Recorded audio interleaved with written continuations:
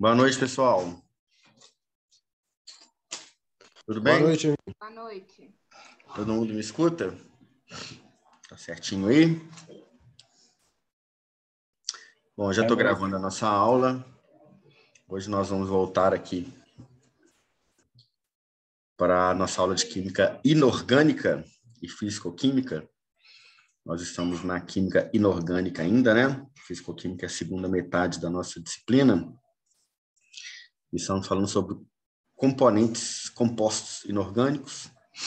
Já liberou para vocês no AVA 2 unidades, né? Compostos inorgânicos e nomenclatura, né? Mas, Hermínio, Oi? compostos inorgânicos, a gente não conseguiu entrar. A gente Não, clicava lá a gente não conseguiu entrar na UA dele. Ué, não abria? Eu vou olhar o que pode ter acontecido. Engraçado. Eu vou anotar isso aqui, vou dar uma olhada lá para saber o que aconteceu. Vou tentar de novo abrir ela lá. É a primeira, não é? É a primeira. Vou tentar identificar lá. Mas ela abria uma página e não abria nada, né? Na verdade, ia para uma página que estava mencionando erro. Aí não, a página em branco. Eu vou tentar abrir de novo lá para vocês. Tentar liberar, ver se algum... Vou fazer de novo o cadastro dela. Pode ser o link. Tá corrompido. Vou tentar resolver, tá? Se eu conseguir, senão eu peço um suporte lá no TI. Tentar ver o que pode ter acontecido. Bom, vamos para a nossa Química Inorgânica e Físico-Química. Só dando uma recapitulada rápida aqui, falando de componentes inorgânicos, né? Expliquei para vocês aqui ácidos e bases, e aí a gente entra hoje aqui em sais e óxidos, né? Semana passada nós não tivemos aula por causa do feriado, então hoje é a nossa segunda aula somente, né? Temos alunos novos aí na turma, né? Entraram alunos novos aí. Então, dando uma recapitulada rápida aqui para vocês. De forma bem geral, os ácidos, as bases, os sais e os óxidos são os compostos, os componentes inorgânicos aos quais a gente está se referindo. Então, ácido e base. Bases são alcalinas, ácidos são ácidos, né? pHs diferentes e, de certo modo, complementares, né? Se você pensar que eles reagem e formam um composto neutro, intermediário, né? Na escala de pH, que são os sais. Todo ácido ele é identificado pelo hidrogênio, que em água se dissocia e forma H+, libera H+, né? Em forma de íon, que reage com a água, forma H3O+, que é o íon hidrônio. Esse íon hidrônio, esse hidrogênio que é liberado, é responsável pelo pH ácido, pelo pH baixo dos ácidos e todas as características dos ácidos. As bases, por sua vez, elas têm a característica diferente dos ácidos, tem o pH alto, e em água elas se dissociam, liberam o íon OH-, que é a hidroxila, que é responsável pelas características alcalinas ou básicas das bases. Mostrei para vocês alguns ácidos e algumas bases com função aí no cotidiano. E hoje nós vamos falar de sais e de óxidos, né? E aí, se der tempo, quero passar uns exercícios rapidinhos aqui, online mesmo, principalmente de sais, né? Aquela parte de reação de neutralização ácido-base, onde a gente reage um ácido com uma base, formando sal e água. Uma substância ácida com a substância alcalina, formando a substância neutra e água, que também é neutra.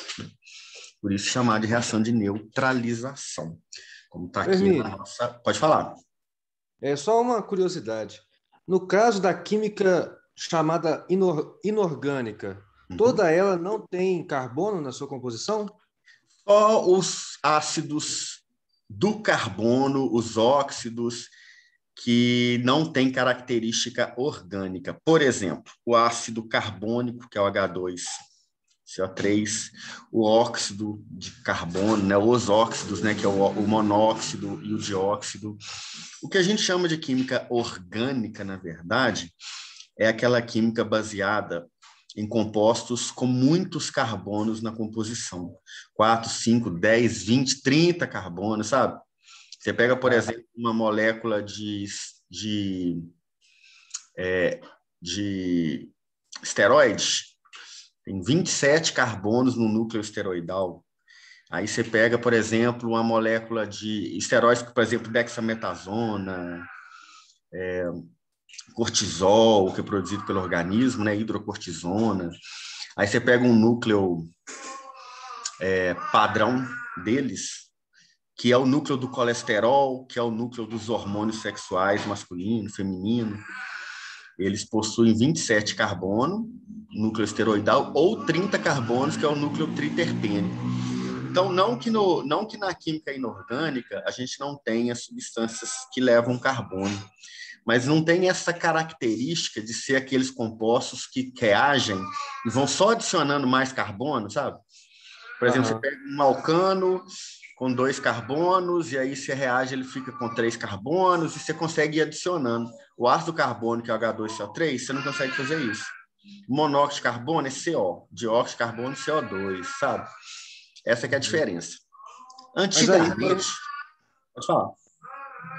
Então, mas e no caso do mineral diamante, que é composto de carbono? Ele, no caso, é um mineral orgânico? Inorgânico. Porque, olha só a pergunta interessante, que são vários carbonos, né? Isso. A química, mas ele é um carbono, ele é carbono só, carbono puro, só que é uma forma alotrópica. Por exemplo, você tem um carbono que pode ter uma conformação de grafite ou pode ter uma conformação de diamante. Mas é só carbono CCCCCCC, sabe? Sim. Entendeu? Entendi. Não tem hidrogênio, não tem oxigênio, não é porque a química inorgânica ela é dividida em ácidos, bases, sais e óxidos. São as funções inorgânicas. Agora, as funções orgânicas são mais, né? Tem cetona, aldeído, hidrocarboneto, ácido carboxílico, anidrido. Vocês estudaram isso lá na química orgânica do ensino médio, se não me engano, né? Provavelmente sim. Você ia falar um negócio sobre antigamente? Eu te interrompi. Antigamente, a gente chamava de química orgânica aquelas substâncias que eram produzidas só na natureza. Então, só era encontrada em ser vivo, ou em planta, ou em animal. Hoje em dia, a gente não considera somente isso, porque a gente tem a síntese, né? Você consegue, em laboratório, produzir substâncias orgânicas que não são produzidas em seres vivos, como, por exemplo, o medicamento. A dexametasona não é produzida em nenhum ser vivo. Mas a dexametasona, ela é produzida a partir de um núcleo esteroidal, que é o núcleo do colesterol, que é produzido por ser vivo. Entendeu? Era um esteroide, no caso. É um esteroide. Um núcleo esteroidal, como os hormônios, né, são os corticoides, né? Como os hormônios, como o colesterol. Então, eu lembro que tem até uma... Não é piada, não, porque é real. Um paciente que pegou um exame de colesterol alto, mostrou para o médico falou, olha, você está precisando diminuir seu colesterol ruim aqui e tal, seu colesterol está alto. Aí ele foi para casa, fez uma dieta pesada e voltou. Quando o médico olhou, falou, agora você diminuiu, seu colesterol está em X. Ele, não, doutor, eu quero zerar esse colesterol aí, que isso é ruim. Tipo assim, como se o colesterol fosse uma substância maléfica para o organismo, né? Aí o médico falou com ele, não, você tem que ter, o colesterol é utilizado para formação de hormônio sexual, testosterona, do cortisol, você precisa dele, você não pode ter muito, né? Senão ele satura nas suas veias aí e oxida, né? Aí você morre, né, de excesso, mas o colesterol ele tem que ter no organismo. Então, a partir do núcleo do colesterol são feitas várias substâncias, principalmente os hormônios sexuais, e o que a gente chama de glicocorticoide, né? Dexametasona, hidrocortisona, prednisolone, mais esse monte. Você que trabalha em drogaria, você sabe a quantidade de corticoide que existe, né? Bastante. Muito, muito, muito. E assim, é muito usado na prática clínica também, né? Muito utilizado. Aham. Muito versáteis, né, como anti-inflamatório. Potentes, muito fortes, mas muito versáteis. E assim, 90% do colesterol é o nosso corpo mesmo que produz, né? Sim, nosso corpo mesmo produz. Antigamente tinha uma... isso também, às vezes, é questionado. Antigamente eles falavam que não podia comer ovo, porque o ovo tinha colesterol e o colesterol fazia mal. Aham. Hoje a gente sabe que o colesterol exógeno, ele não é tão maléfico assim. O problema é o colesterol que a gente produz pelo próprio corpo, né? Então, Ah, aquele sim. colesterol que a gente ingere, claro que você está ingerindo, né? Obviamente, ele participa, mas ele não é o responsável pelos problemas do colesterol no corpo, é o nosso próprio, né? Exato. Bom, então vamos lá, passar aqui onde eu falei com vocês. Eu acho que eu passei por aqui. Aí, parei aqui, ó. Bom, vocês vão se lembrar muito bem das aulas práticas, principalmente essa que foi uma aula muito colorida, onde a gente fez um extrato de repolho roxo e utilizou o extrato como indicador ácido base. Ele demonstra muito bem o que eu quero dizer aqui, que é a alteração de cor, chamada aí de colorimetria, né? Pelo pH. Então, algumas substâncias, elas têm a cor alterada no meio, de acordo com o pH do meio. Vocês se lembram disso no repolho roxo, não lembram? Além da prática do repolho roxo, nós utilizamos indicadores prontos, como fenolftaleína, papel de tornassol.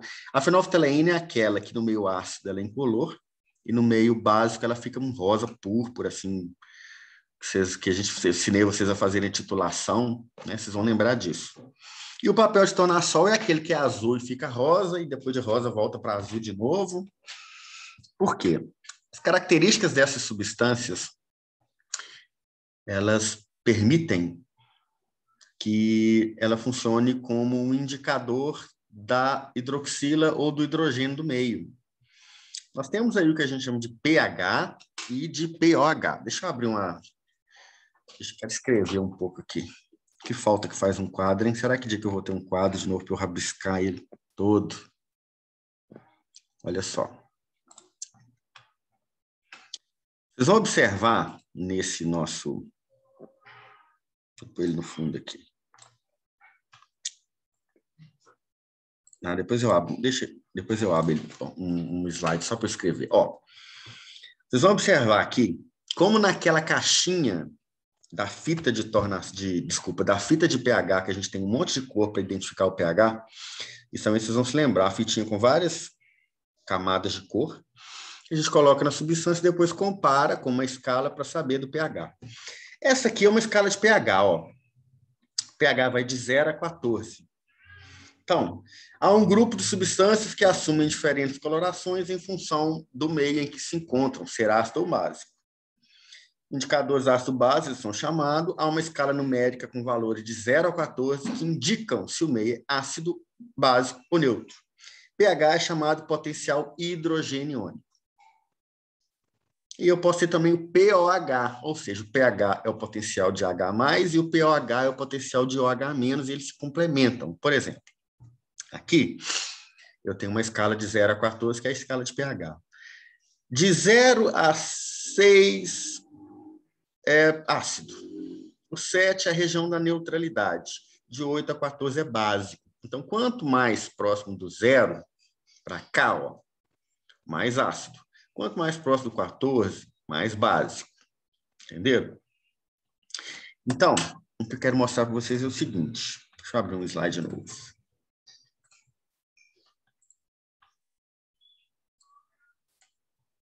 Nós temos aqui pH, tá errado, pH, que é o potencial de H+. O cálculo disso é, né, vocês vão lembrar, log da concentração, nem vou colocar isso para vocês não se assustarem com isso agora. pH, vou colocar logaritmo aqui, a turma assusta. pH é H+. E o pOH é OH-. Então, o pH está relacionado à concentração de hidrogênio e o pOH à concentração de hidroxila. Então, por exemplo, toda substância tem pH e pOH. Se o meu pH é igual a 12, quanto vai ser o meu pOH? Vocês sabem?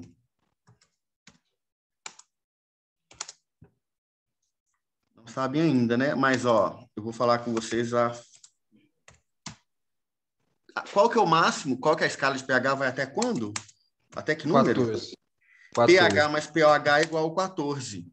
Então, se o meu pH é 12, quer dizer que o meu pOH é 2? 2. Isso aí. Então, eles se complementam até chegar lá naquele 14, que é o limite que a gente tem para a escala de pH. E isso demonstra a complementaridade dos dois. Se o meu pH é 1, que o meu potencial de hidrogênio é 1, o meu potencial de hidroxila vai ser 13. Então, quanto maior o pH, mais básico. Quanto menor o pH, mais ácido. Quanto maior o pOH, é o inverso, né? Mais ácido. Entenderam? Quanto menor o pOH, ó, estão vendo aqui? Mais básico. Estão vendo que é inverso? Conseguiram entender o que eu falei, pessoal? Uhum. É inverso. Você pode pensar, não, pH baixo é ácido, pH alto é base. E o pOH baixo é base, pOH alto, né? É invertido, tá? Pra vocês não se confundirem aí, né? Que na hora que a gente vai fazer o cálculo, dá um nó na cabeça da gente. Tá bom? Aqui está um exemplo de uma escala, ó, de pH. 0, muito ácido. Bateria de carro. Tem nela ácido sulfúrico, que é muito, né? Muito ácido, pH bem baixo. O ácido estomacal, que é o HCl, o ácido clorídrico, ele tem pH 1. O limão tem pH 2, tem ácido cítrico, né? Ácido ascórbico. Ô Hermínio, Pode falar. só uma dúvida. No caso do ácido clorídrico que fica no estômago, ele não tende a corroer as paredes do próprio estômago, não? Tende, Por tende. causa de ser Por tão causa do ácido? pH, né? Tende. Por isso que o estômago, ele é mucoso. O estômago é cheio de muco. Ele tem uma camada mucosa muito grossa, sabe? Muito viscosa, para que esse ácido não chegue até as paredes. O que que acontece quando ou o muco do estômago está pouco, ineficiente, insuficiente, ou a acidez da bomba de hidrogênio do estômago, que forma esse ácido, está muito elevada? Você tem uma gastrite que pode levar a uma úlcera. O que que é a gastrite? A gastrite é quando ou o ácido está muito alto, por uma desregulação da bomba de hidrogênio do estômago, que forma esse ácido, ou essa mucosa não está funcionando muito bem. Aí você tem uma gastrite. Se essa gastrite não for corrigida, você vai lesando, esse ácido vai corroendo o estômago e forma um machucado, que é a úlcera estomacal. Entendeu? Se a pessoa ficar muito tempo sem se alimentar também, isso costuma acontecer, né? Sim, porque o estômago fica muito vazio, a quantidade de ácido dentro dele vai aumentando, você começa a sentir queimação. Ah, É até uma maneira do seu organismo te comunicar que você tem que comer, né? Aquela dor no é. estômago, aquela queimação, que é o excesso de ácido que está acumulando ali. Porque o alimento no estômago, ele acaba diluindo, né? O ácido ali. O ácido age no alimento e deixa o estômago quieto, né? Quando ele está ali Quem agindo no sofre, próprio estômago. quem sofre com bulimia, então, acaba que é Sim, consequência. tendo problemas estomacais constantes, acidez. E aí, quando o ácido volta, né, da esofagite, que ele pode voltar para a garganta e queima a garganta. Então, assim, o Uhum. ácido tem que ficar ali no estômago, quietinho, com a mucosa direitinho, funcionando, bacaninha. E o engraçado é que o estômago é ácido, o intestino é básico. Então, quando o ácido sai do estômago e quando chega no intestino ele é neutralizado, porque o pH do estômago é ácido e o pH do intestino é básico. Interessante, né? A maneira do Bacana. organismo regular. Se o ácido for muito forte para o intestino, ele causa uma úlcera no intestino, do adenal. Aí é uma desregulagem, mas, né, a gente não sabe exatamente de quê, né? Se é do pH básico do intestino ou do pH ácido do estômago. Um dos dois está fora, né? Aí eu, hein? Aí nisso o intestino não absorve bem, né, os nutrientes. É, isso aí. Entendi. Ele pode ainda lesionar, né? Você pode ainda formar um machucado ali no lugar. O vinagre, que é o ácido acético, aqui já é um ácido carboxílico, é um ácido orgânico, né? Tem pH 3. Tomate tem pH 4, tomate também é ácido. O café tem pH 5. O leite tem pH 6, ácido lático, né? E aí vem a água com pH neutro 7. Aí a gente entra agora nos pHs básicos. Ó, o sangue tem pH 8. Veja que o sangue tem um pH um pouco puxado para o básico, mas está perto do neutro, né? Bicarbonato de sódio, pH 9. Antiácido estomacal, como hidróxido de alumínio, hidróxido de magnésio, pH 10. Solução de amônia, pH 11. Sabão, pH 12. Vocês lembram que o sabão tem soda cáustica na composição, né? Que é o hidróxido de sódio. Por isso que ele tem pH básico. O alvejante, pH 13, e aquele desentupidor de pia aí, que é muito básico, tem hidróxido de sódio, tem soda cáustica, ele tem pH 14. Ó, ácido, mas quanto mais baixo, mais ácido. O neutro aqui no 7. Quanto mais alto, mais alcalino. Beleza? Só uma curiosidade, Hermínio. Se pegar o ácido ali, 0, e juntar com a soda cáustica, eles se neutralizam? Sim, se tiver na mesma quantidade, sim. Se tiver na mesma concentração, se não sobrar um em relação ao outro, se neutraliza. Neutraliza Eles sim. viram o quê? Vira a bateria seria H2SO4 e o desentupidor seria Na, formaria sulfato de sódio e água. Entendeu? Seria pH neutro. E aí o pH ficaria neutro, que você teria o Na2SO4 mais água produzido. Você pega um altamente ácido com um altamente básico e neutraliza os dois a partir da reação de neutralização ácido-base, né, com formação de água. Ok? Então, no laboratório, por exemplo, quando você tem se você deixar pingar ácido sulfúrico em você, vai te queimar. Se você deixar pingar hidróxido de sódio em você, vai te queimar. Agora, se pingar em vez de lavar com água, a melhor solução seria pingar o outro. Entenderam? Para neutralizar. Legal. Né? Não necessariamente lavar com a água. Cores dos indicadores de pH. Essa fitinha de pH, vocês lembram dela? Nós usamos ela no período passado, não usamos? Você olhar aqui, ó, a partir dessas 4, uma escala de cor, né? Por exemplo, indicador universal, ele é vermelho para ácido, verde para neutro e violeta para básico. Igual tá aqui, ó. Essa cor aqui, ó. Igual tá nessas cores aqui, tá aqui também, olha só. Isso é um indicador que é tipo um indicador de repolho. Nós vimos lá, né? Olha só. Ele vai subindo as cores, olha só. Vermelho, que vira laranja, que vira amarelo, que vira verde, que vira azul, que vira roxo. E vai alterando de acordo com a quantidade de hidrogênio que tem no meio. Né? De hidroxilo, hidrogênio para cá, hidroxilo para lá, né? A fenolftaleína é incolor no meio ácido, incolor no meio neutro e bem rosa no meio básico. Vocês lembram desse rosa, né? Um rosa bem forte mesmo, uma cor bonita. O alaranjado de metila, ele é rosa no meio ácido e amarelo, meio alaranjado, assim, no neutro e no básico. O azul de timol, ele é rosa no meio ácido, amarelo no meio neutro, desculpa, e azul no meio básico. Inverti tudo aqui, né? Rosa no ácido, azul no básico e no meio que é neutro amarelo. Você pode ter outros aqui, né? Existem vários indicadores, como a gente viu. O azul de metileno também é um, né, Hermínio? Azul de metileno, azul de timol, azul de bromotimol. Tem um monte de indicador que a gente pode utilizar. Cada um tem a sua aplicação, tá? Dependendo da reação que você vai fazer, tem um que é mais indicado, que é menos indicado. Depende da viragem de pH que você vai fazer na titulação, por exemplo. E essa aqui, ó, tá vendo essa fitinha? Uhum. São sempre 4 faixas. Cada faixa dessa é um indicador diferente. Por isso que são 4 cores diferentes, sabe? Cada uma Sim. dessas faixas coloridas tem uma cor diferente né? Vocês viram isso lá na prática.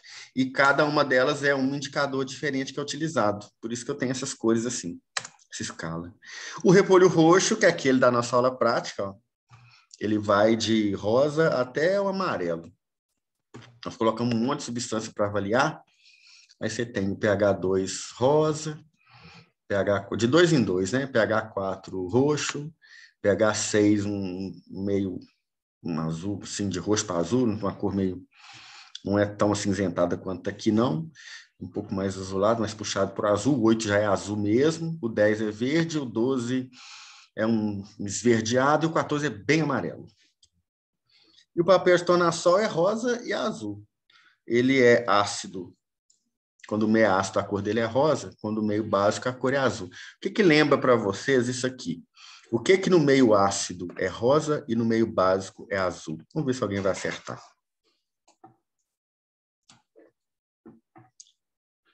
Uma flor que chama hortênsia, que muda de cor de acordo com o pH do solo. Vocês conhecem? A hortênsia só conheço da sala mesmo. Deixa eu ver se eu acho para vocês aqui. Quero ver para vocês verem como é que é interessante. Ela é tão interessante que ela pode ser utilizada como um indicador de solo. Azul e rosa. Vamos ver se eu acho. É engraçado que você pode alterar a cor dela justamente assim, né? Achei. Você pode mudar o pH do solo, ela muda de cor. Você põe um ácido lá. Deixa eu pôr um aí para vocês verem que bacana que é. Vocês não conhecem? Estão falando sério? Que isso, galera? Deixa eu ver. Tá, o slide está para vocês ainda ou não? Tá, para mim tá. Tá? Tá, sim.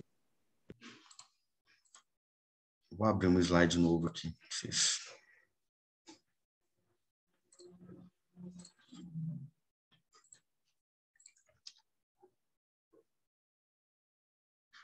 Ver se vai colar. Ó, colou.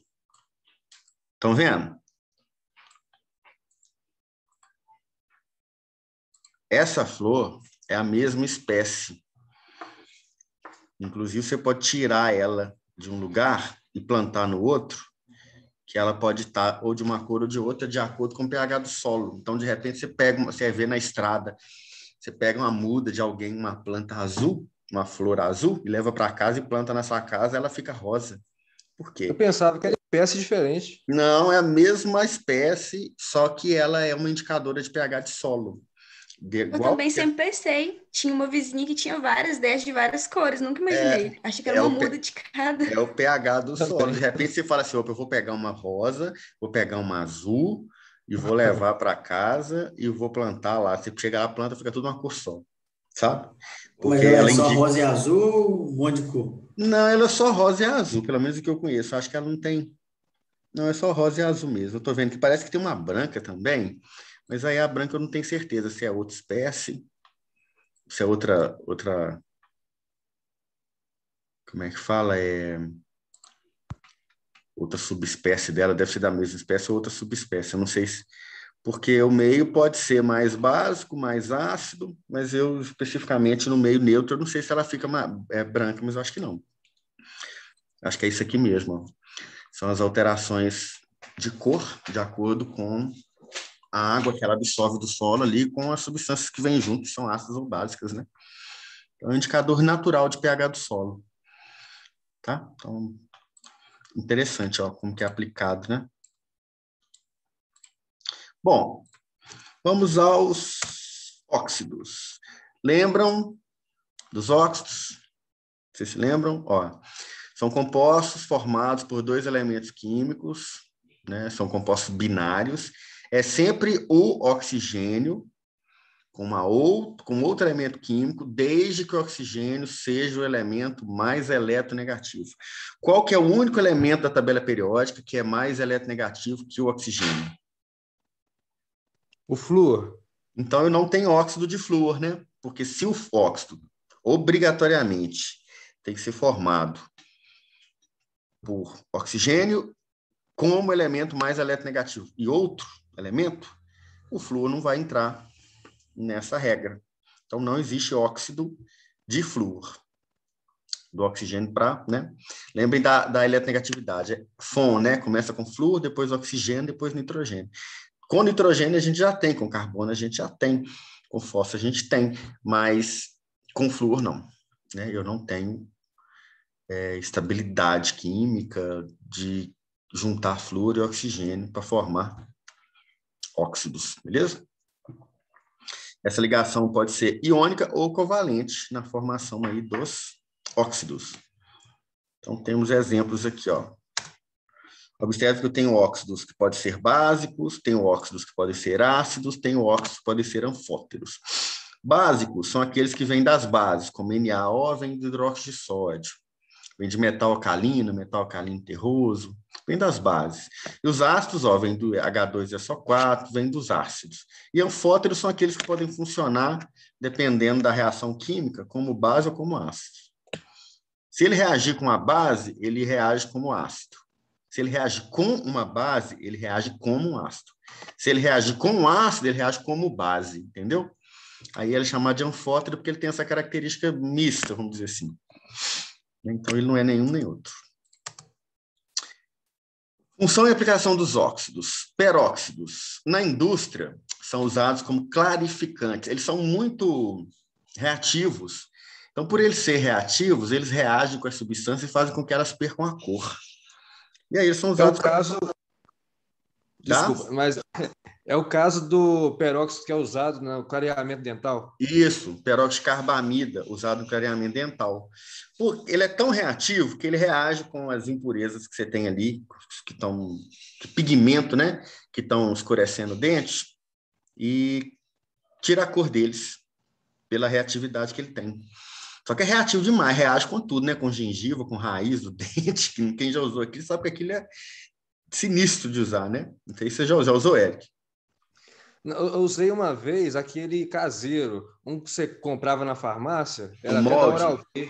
Ah, da Oral-B. É um que você bochechava, branquinho.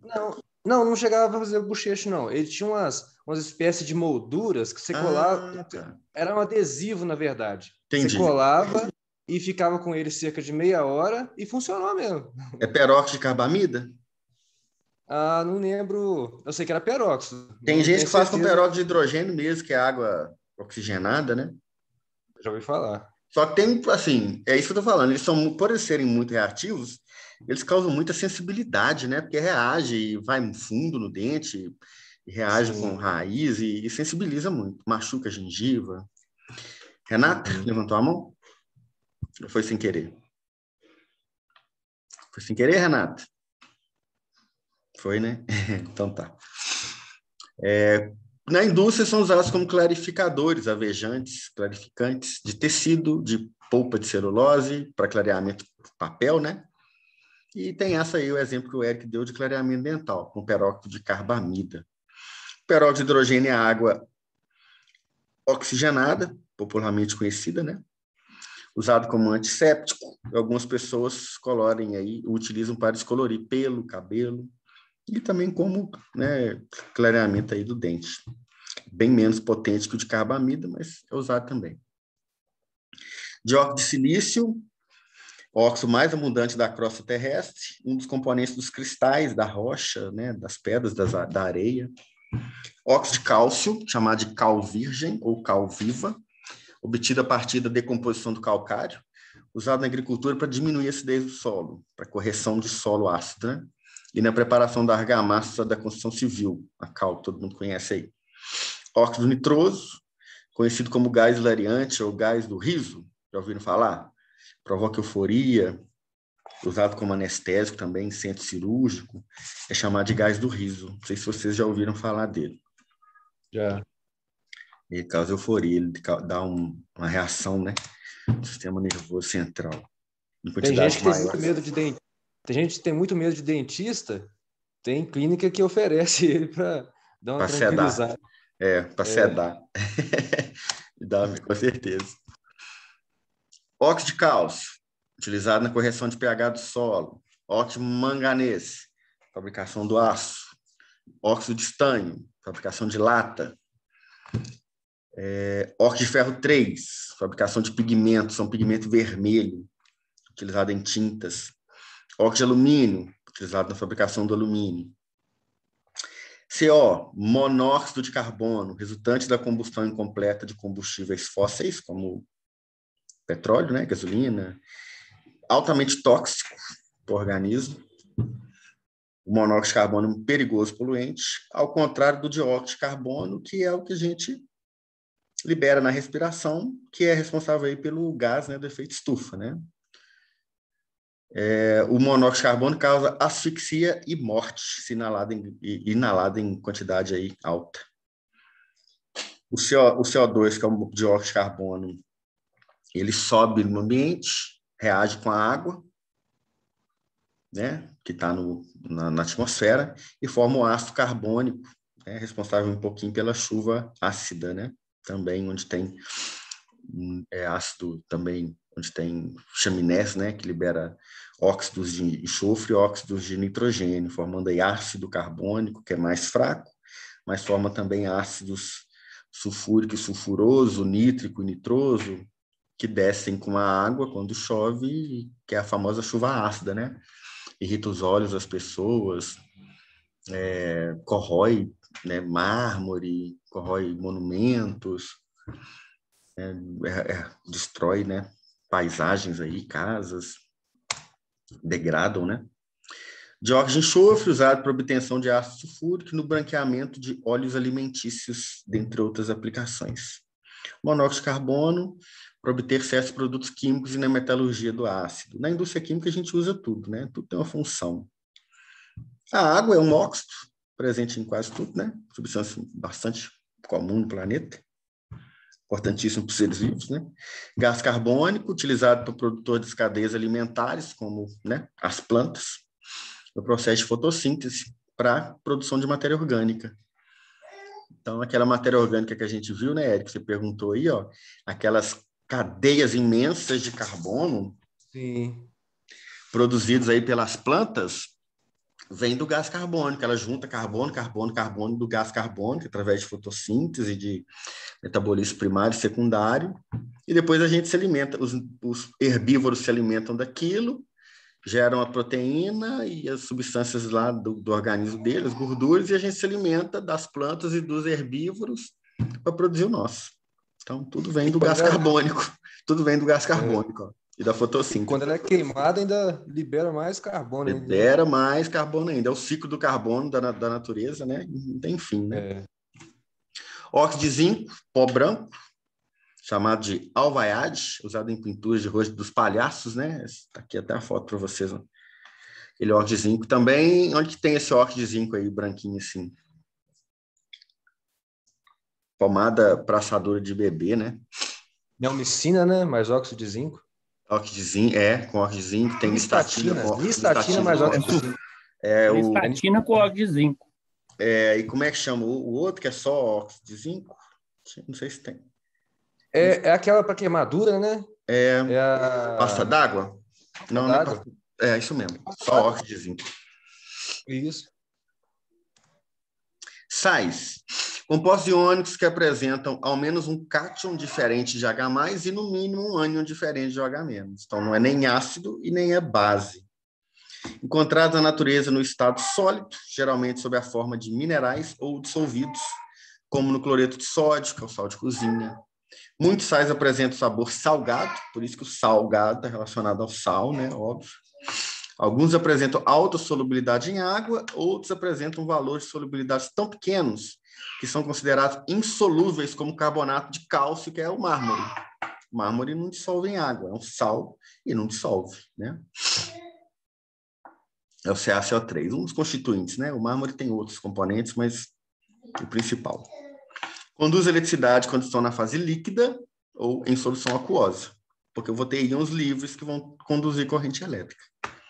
Geralmente são sólidos a temperatura e pressão ambiente, podem ser obtidos da reação entre ácido e base. Fundamental a gente saber isso, que eu produzo um sal a partir de ácido e base, né? Os sais são muito utilizados na prática, na clínica, né? Quem trabalha em drogaria fala muito isso, né? Qual sal do medicamento? né? Manipulação. Na manipulação. Quando é um hormônio, por exemplo, é qual éster? Qual éster? Aí é lá na química orgânica. Agora, aqui você tem o que a gente tem muito na química? Cloridratos, né? Sulfatos, Citrato. cloreto, citrato. São sais, muitos sais desses são orgânicos, né? Não são somente sais inorgânicos. Por exemplo, você tem lá sulfato de alguma coisa, cloreto de alguma coisa. Às vezes é inorgânico, às vezes é orgânico. Mas todos são formados a partir da reação de um ácido com a base. Né? Por isso que é muito importante a gente saber, porque na química farmacêutica a gente sintetiza a partir desse raciocínio. O que eu vou reagir com o que para formar o sal que eu quero. E o hemifumarato? Hemifumarato, tem uns nomes que é até difícil de falar, tem uns sais que são até difíceis de falar, né? Você pega assim, isocap, tem uns nomes difíceis, principalmente na radiofarmácia, radiofármaco, vocês não devem conhecer ainda, a gente estuda isso mais para frente, são os medicamentos de quimioterapia, de radioterapia, são produzidos lá no Instituto Nacional de Desenvolvimento de Tecnologia Nuclear, os sais de tecnésio, de molibdênio, são os medicamentos bem especiais, e tem uns nomes de sais que é difícil até para a gente falar, bem até para falar. Vocês vão ver, nós vamos chegar lá, os nomes grandes, compridos, mas são sais, né? Produzidos dessa maneira, ó, ácido com base, formando sal com água. É a reação de neutralização. Beleza? Opa, desculpa, pulei. Estamos acabando, tá? Funções e aplicações dos sais. Cloreto de sódio, obtido da água do mar, utilizado na alimentação humana, como sal de cozinha, no tempero e na conservação de carnes, né? Antigamente, quando não tinha refrigeração, o que salvava os alimentos era salgá-los, né? O pessoal ia para o mar, ficava pescando meses, salgava a carne e voltava com ela, bacalhau, tem a carne seca, né? Tanto que naquela época a palavra salário veio porque as pessoas recebiam o salário em forma de sal. Justamente, pelo valor que tinha, né? Isso. Para salgar os alimentos. A caça. Era o conservante, né? Conservante. Era o único que tinha naquela época conhecido, né? Hoje a gente usa muita coisa sintética, né? Mas na época. Carbonato de sódio ou barrilha, ou soda, né? Fabricação de vidro, sabão, corante, tratamento de água de piscina. Carbonato de cálcio, como eu disse, está aí no mármore, calcário, em rochas. E é usado na produção do cimento e da cal virgem, né? Reduz a acidez do solo também. Hipoclorito de sódio, todo mundo conhece, água sanitária, como antisséptico e alvejante. O sulfato de cálcio é o gesso de imobilização ortopédica e hoje o gesso que a gente usa em construção civil também, rebaixamento. Aí temos o bicarbonato de sódio é antiácido, carbonato de amônio é expectorante, carbonato de lítio é antidepressivo, carbolítio, né? Vocês devem conhecer aí, um medicamento de controle especial. Cloreto de sódio é soro fisiológico, usado aí por um monte de coisa, reposição, né, hidroeletrolítica. Fortalecimento do esmalte dental com fluoreto de estanho, está lá na creme dental. Fluoretos, né? Vários, né? Permanganato de potássio como antimicótico, aquele comprimidinho roxo, que é um comprimidinho que não é de tomar, um comprimidinho para uso tópico, né? Para fazer solução externa. Sulfato de ferro para anêmicos aí, medicamento, né? Sulfato ferroso, que a gente chama, né? Sulfato de ferro 2. O de magnésio como laxante. Nitrato de potássio, conservação de alimentos. Já ouviram falar? Tem muito nitrato nesse alimento. Conservação aí como conservante de carne, de embutido, né? Mortadela, salsicha. Dizem que é cancerígeno, né? Dizem que é cancerígeno. E tem a discussão se é, se não é. E aí, né, enquanto eles não chegam numa conclusão, a gente vai comendo e sendo cobaia, né? Da indústria alimentícia. Muitos estudos e muita controvérsia com relação a isso. Hipoclorito de sódio, todo mundo conhece aí, que é a famosa água sanitária. Sulfato de cálcio, do giz escolar, né? Aquele giz que a gente descreveu em quadro, não é o giz de cera. Carbonato de cálcio, usado aí em fabricação de sabão e detergente. E o fluoreto de sódio lá naqueles enxaguante bucal, Listerine. E os problemas ambientais são muito relacionados aqui, no caso, né, aos óxidos, como dióxido de enxofre, monóxido de carbono, ácido nítrico, óxido de enxofre.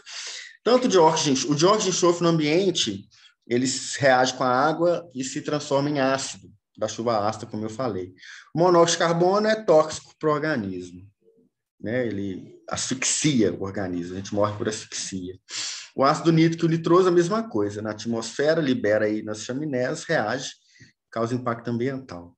E os de enxofre, mesma coisa. O de enxofre são aqueles que eu falei com você que sai lá da cebola, na hora que você está picando, e aí entra em contato com o seu olho, reage com a água, sua lágrima, e forma ácido dentro do seu olho. Por isso que você chora, né?